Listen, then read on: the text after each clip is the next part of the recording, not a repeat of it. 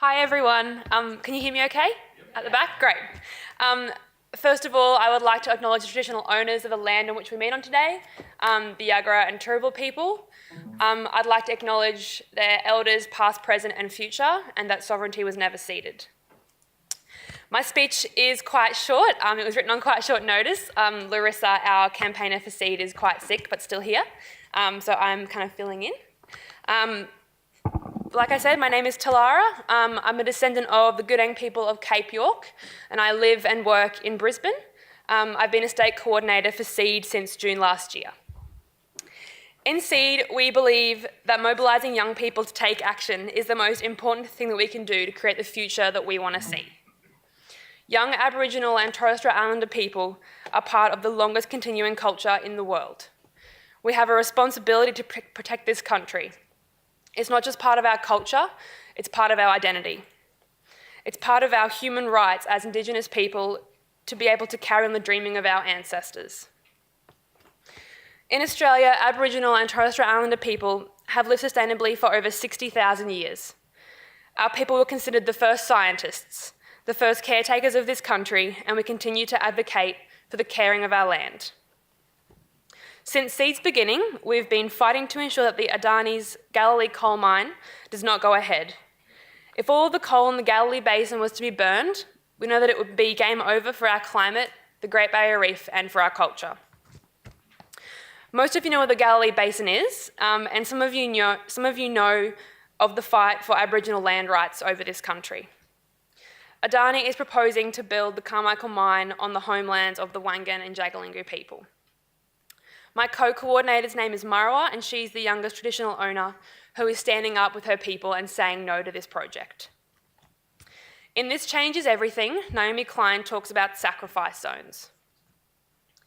In order to create the type of prosperity in this country, one that saw Australia as one of the few countries in the developed world to get through the global financial crisis, our Aboriginal communities have paid a huge sacrifice, just like other Indigenous communities all over the world. We've seen the Northern Territory intervention rolled out, with the Racial Discrimination Act suspended, Aboriginal community organisations decimated. In addition to this, hundreds of sacred sites were deregistered from the Heritage Protection Act, and this includes rock art that's over 20,000 years old. Today, over 98% of the Northern Territory is covered in mining and gas licences, and this is just one example of a declared sacrifice zone in this country.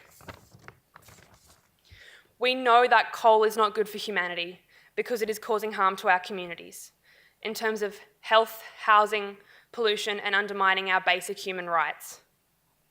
We know that coal won't solve global poverty regardless of which minister says it will. The scale and potential devastation of the Galilee Basin is so great that we've taken this across the country, talking to our communities, because we know that no matter where the coal comes from, it will get burned and it will continue to contribute to dangerous levels of warming.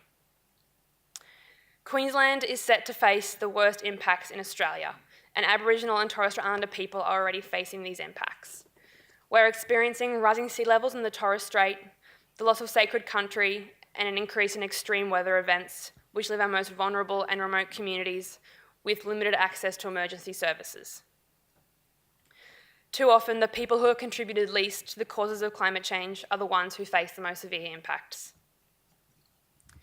So SEED was formed as an Indigenous youth climate network that stretches right across the country so that we can stand united in any fight to protect country, communities, and culture. We are committed to amplifying the messages of even our most remote communities. For our mob, industrialisation, extractive industries, and climate change are not inseparable from other injustices that we face. And the fossil fuel industry has been putting stress on our land, our culture, and our communities for decades. But it stops with this generation of young people who are standing up with all those who have come before us for climate justice. Because our people deserve better than to be offered jobs in unethical and unsustainable industries. And no family should ever have to agree to projects on their country if they don't want their land destroyed. So how about renewables? We know that Australia can be powered by 100% renewable energy, creating thousands of jobs. Renewable energy is already powering millions of homes across the world, It delivers economic development, healthier communities, and addresses climate change. But Australia is being left behind because of shocking political attacks. As an Aboriginal person and someone who is fighting for climate justice, I want to see this country powered by the wind and sun. I want to see families living sustainably off their country. But I want a just transition. And in this country, this means having industries that don't lean on our most vulnerable communities. Aboriginal communities can no longer be sacrifice zones for prosperity. We can't get left behind again. We need to be part of the solution. So let's work together because we have the knowledge and are committed to sustainability. Let's create the change that we want to see by investing in Aboriginal communities and leadership. And let's put pressure on our governments to ensure their policies create a fair Australia for everyone. Thank you for listening, and if you'd like to know more, I'm emceeing the Climate Justice panel later on this afternoon.